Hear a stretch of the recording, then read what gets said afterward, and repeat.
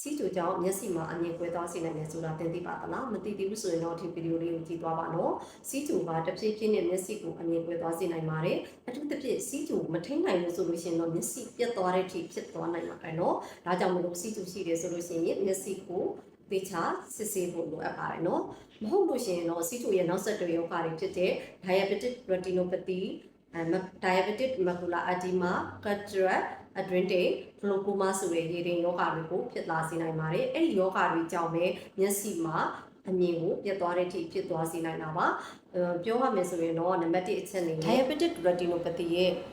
လက္ခဏာတွေကပေါ့နော်အစောပိုင်းမှာတော့မပြတ်တတ်ပါဘူးနောက်ပိုင်းမှာတော့တဖြည်းဖြည်းနဲ့အမြင်ဝါလာတယ်မျက်လုံးထဲမှာအမဲဆက်တွေမြင်လာတယ်ကြည့်ရအဲ့လိုမျိုးဖြစ်လာပြီးတော့တဖြည်းဖြည်းနဲ့အမြင်ကိုကွဲသွားစေနိုင်တာပါနံပါတ်2အချက်အနေနဲ့သူက diabetic macular edema ကြတော့ဘယ်လိုဖြစ်လဲဆိုတော့ပထမဆုံးမြင်လွှာတွေဒီမျက်စိမှာရှိတဲ့မြင်လွှာလေးတွေရောင်ရမ်းလာတယ်အဲ့လိုရောင်ရမ်းတဲ့အတွက်ဒီမြင်လွှာလေးတွေရောင်ရမ်းတဲ့အတွက်စဖက်ရတာခက်ခဲလာတယ်အမြင်တွေဝါလာတယ်လူရဲ့မျက်နှာတွေကြည့်ပြီးဆိုလို့ရှိရင်လည်းဝါပြီးတော့ဘာမှရှင်းရှင်းလင်းလင်းမမြင်ရတာအလယ်မြင်ကွင်းတွေမမြင်ရတာမျိုးဖြစ်လာတတ်ပါတယ်နံပါတ်3ချက်နေတဲ့တွင်းတင်ရှိတဲ့သူတွေမှာတော့ဘလို့လက္ခဏာတွေပြတ်သက်လို့ဆိုလို့ရှိရင်စီးကျူယောဂါကြောင့်ပဲအတွင်းတွေကတာမန်လူတွေတက်ပို့ပြီးတော့စောစောဖြစ်တာပေါ့နော်အဲ့လိုစောစောဖြစ်တဲ့အခါမှာဆိုရင်အလင်းစုတယ်စာဖတ်လို့မရဘူးမျက်ရည်ပူလေးကျတယ်ညဘက်ကိုဆိုလို့ရှိရင်ကြည့်ရတာအဆင်မပြေဘူးအဲ့လိုမျိုးလက္ခဏာတွေဖြစ်တတ်ပါတယ်နံပါတ်3ချက်ရေတ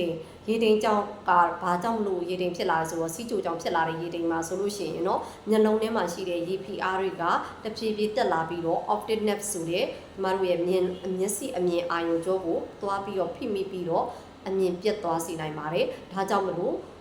စီးကျူယောဂရှိတယ်ဆိုလို့ရှိရင်တော့တေချာ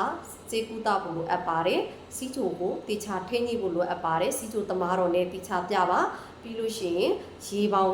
အပြင်မျက်လုံးရဲ့သွေးပေါင်ကိုလည်းတေချာထိန်းညှိဖို့လိုအပ်ပါတယ်ခန္ဓာကိုယ်မှာရှိတဲ့ cholesterol တွေကိုလည်းတေချာဆရာဝန်နဲ့တေချာစေကူတာမှုခံယူပြီးတော့မိမိရဲ့ငကိုရှင်ဆွဲဖြစ်တဲ့စီးကျူယောဂါကိုတေချာထိန်းညှိမယ်ဆိုရင်တော့မျက်စိမှာဖြစ်တဲ့ပြဿနာတွေကို